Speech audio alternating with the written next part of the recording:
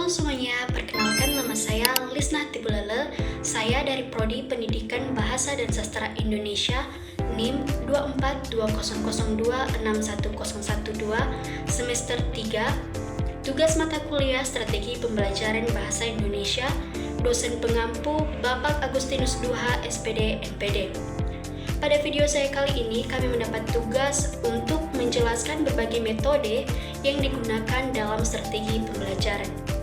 Yuk tonton sampai akhir. Sebelum kita membahas mengenai metode pembelajaran, terlebih dahulu kita perlu memahami apa yang dimaksud dengan strategi pembelajaran. Menurut buku ajar strategi pembelajaran yang ditulis oleh Akrim, strategi pembelajaran merupakan suatu perencanaan yang mencakup rangkaian kegiatan yang dirancang secara sistematis dengan tujuan untuk mencapai hasil pendidikan yang diinginkan. Dalam konteks ini, strategi pembelajaran tidak hanya melibatkan proses penyampaian materi kepada siswa, tetapi juga bagaimana guru sebagai pengajar menyusun dan mengatur materi tersebut. Sekarang kita akan membahas berbagai metode yang digunakan dalam proses pembelajaran. Metode pembelajaran adalah cara atau serangkaian kegiatan yang digunakan guru untuk menyampaikan materi pelajaran agar tujuan pembelajaran tercapai. Berikut metode yang digunakan dalam strategi pembelajaran. Yang pertama, metode ceramah. Metode ceramah adalah cara penyampaian materi pembelajaran dengan penjelasan lisan secara langsung oleh guru kepada peserta didik.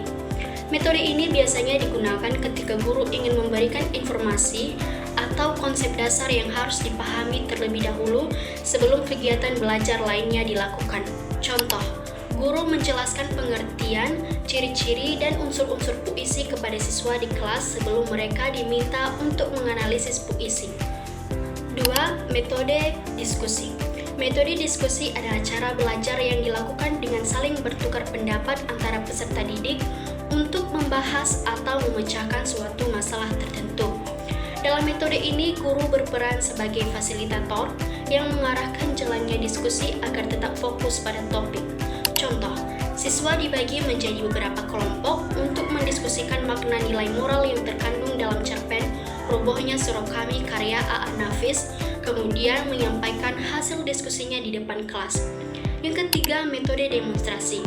Metode demonstrasi adalah cara mengajar dengan memperlihatkan secara langsung suatu proses, langkah, atau cara melakukan sesuatu agar siswa lebih mudah memahami materi yang bersifat praktis.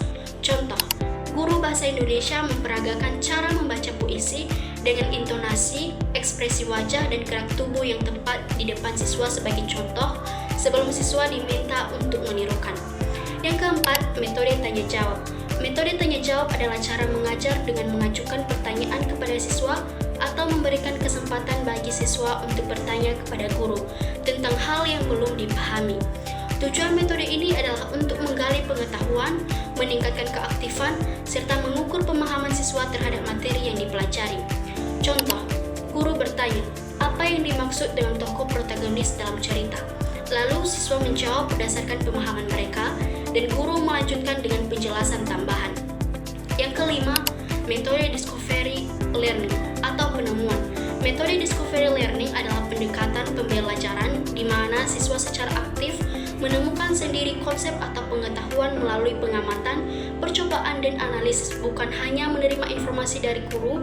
Dengan metode ini, siswa menjadi lebih mandiri dan berpikir kritis. Contoh, guru memberikan sebuah puisi kepada siswa tanpa menjelaskan maknanya. Siswa diminta menemukan sendiri tema, amanat, dan gaya bahasa yang digunakan dalam puisi tersebut melalui pengamatan dan diskusi kelompok. Yang keenam, metode inquiry. Metode inquiry adalah cara pembelajaran yang menekankan pada proses pencarian dan penyelidikan terhadap suatu fenomena atau masalah. Siswa berperan aktif dalam menemukan jawaban atau konsep melalui proses berpikir ilmiah, seperti mengajukan pertanyaan, merumuskan hipotesis, dan mencari bukti. Contoh, siswa diminta menyelidiki perbedaan penggunaan gaya bahasa antara puisi lama dan puisi baru, dengan meneliti contoh-contoh karya dan menarik kesimpulan dari hasil pengamatan mereka. Yang ketujuh, metode eksperimen. Metode eksperimen adalah metode pembelajaran di mana siswa melakukan percobaan atau praktik langsung untuk membuktikan teori atau konsep yang telah dipelajari. Metode ini mengajarkan siswa untuk berpikir logis, objektif, dan ilmiah. naskah drama. Siswa mencoba membuat dan memainkan naskah buatannya sendiri untuk melihat apakah dialog dan alur cerita yang mereka buat sudah logis dan menarik. Yang kedelapan, metode simulasi. Metode simulasi adalah metode pembelajaran yang meniru atau memeragakan suatu situasi nyata ke dalam bentuk permainan peran atau role play atau kegiatan tiruan agar siswa dapat memahami konsep dan keterampilan tertentu secara langsung. Contoh, dalam pelajaran bahasa Indonesia, guru meminta siswa memainkan simulasi sidang karya tulis. Setiap siswa memiliki peran, ada yang menjadi moderator, penyaji, penanya, dan penilai untuk melatih kemampuan berbicara dan berpikir kritis di depan umum. Yang kesembilan, metode Problem Based Learning atau PBL.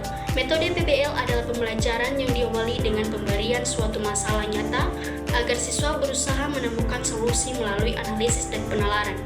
Proses ini membantu siswa mengembangkan kemampuan berpikir kritis dan kreatif. Contoh, guru memberikan kasus tentang rendahnya minat membaca siswa di sekolah. Siswa kemudian diminta mencari penyebab dan merancang solusi dalam bentuk program literasi sekolah. Demikian pemaparan materi tentang berbagai metode yang digunakan dalam strategi pembelajaran. Sekian dan terima kasih.